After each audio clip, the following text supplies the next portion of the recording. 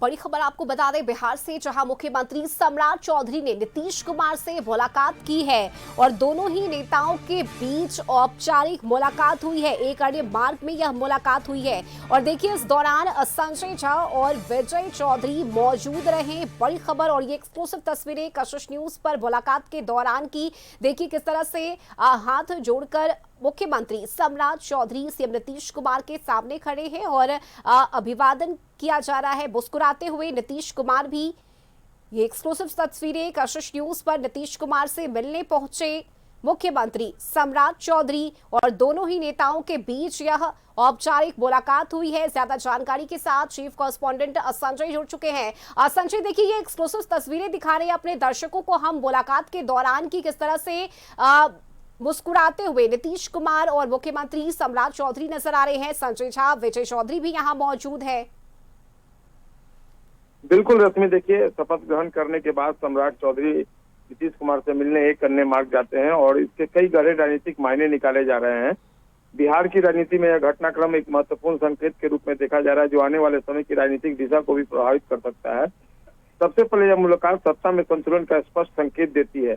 जब कोई नया मुख्यमंत्री पद संभालता है तो आमतौर पर वो अपने नेतृत्व की छाप छोड़ने की कोशिश करता है, लेकिन सम्राट चौधरी का यह कदम बताता है कि वे पुराने नेतृत्व को नजरअंदाज करने के बजाय उसे साथ लेकर चलना चाहते हैं। नीतीश कुमार को वो साथ में लेकर आगे बढ़ेंगे। नीतीश कुमार जैसे अनुभवी नेता का सम्मान करना यह साबित करता है कि सरकार में निरंतरता और स्थिरता बनाए रखने की कोशिश हो रही है। दूसरा महत्वपूर्ण पहलू गठबंधन की राजनीति से जुड़ा है। बिहार में अक्सर सरकारें गठबंधन के आधार पर चलती रही हैं, जहां विभिन्न दलों के बीच तालमेल बेहद जरूरी होता है।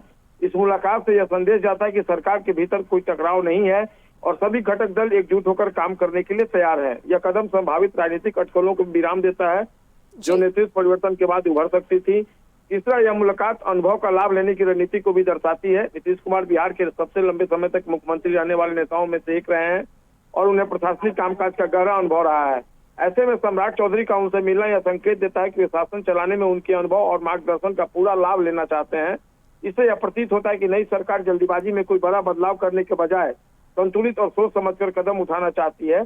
चौथा पहलू राजनीतिक संदेश का है। जनता और पार्टी कार्यकर्ताओं के लिए एक सकारात्मक संकेत है कि नेतृत्व परिवर्तन के बावजूद सरकार में स्थिरता बनी रहेगी। इससे यह भरोसा पैदा होता है कि नीतियों और विकास कार्यों में कोई बड़ा व्यवधान नहीं आएगा। खासकर ऐसे समय में जब राजनीतिक बदलाव होते हैं, जनता स्थिरता और निरंतरता की उम्मीद करती है और यह मुलाकात उसी भरोसे को मजबूत करती है। अंत में यह मुलाकात अंदरूनी समीकरणों को मजबूत करने की दिशा में भी एक अहम कदम मानी जा रही है। किसी भी सरकार के सुचारू संचालन के लिए जरूरी है कि उसके भीतर विश्वास और समन्वय बना रहे। सम्राट चौधरी का यह कदम पार्टी और सहयोगी दलों के बीच उस विश्वास को बनाए रखने का प्रयास है जिससे सरकार बिना किसी आंतरिक खींचातान के काम कर सके। जी रश्मि। बिल्कुल संजय, और देखिए पदभार संभालने के साथ ही सम्राट चौधरी ने यह भी स्पष्ट कर दिया कि बिहार में मोदी और नीतीश मॉडल ही चलेगा, यानी नीतीश कुमार के मार्गदर्शन में ही सरकार काम करती रहेगी। ये भी उन्होंने स्पष्ट कर दिया और ये मुलाकात इन्हीं बातों पर मुहर लगा रही है। जी, जाहिर सी बात है, आज जो उनका बयान आया है शपथ ग्रहण करने के बाद जब पदभार संभाला उन्होंने कहा कि बिहार में जो मोदी मॉडल है और नीतीश मॉडल है उसको सरकार आगे बढ़ाएगी।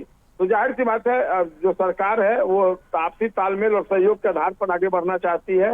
यहाँ नया नेतृत्व और पुराना अनुभव एक साथ मिलकर काम करने की कोशिश में दिखाई दे रहा है और निश्चित तौर पर यह आने वाले समय में राज्य की राजनीति और प्रशासन दोनों के लिए बेहद महत्वपूर्ण साबित हो सकता है। रश्मि जी।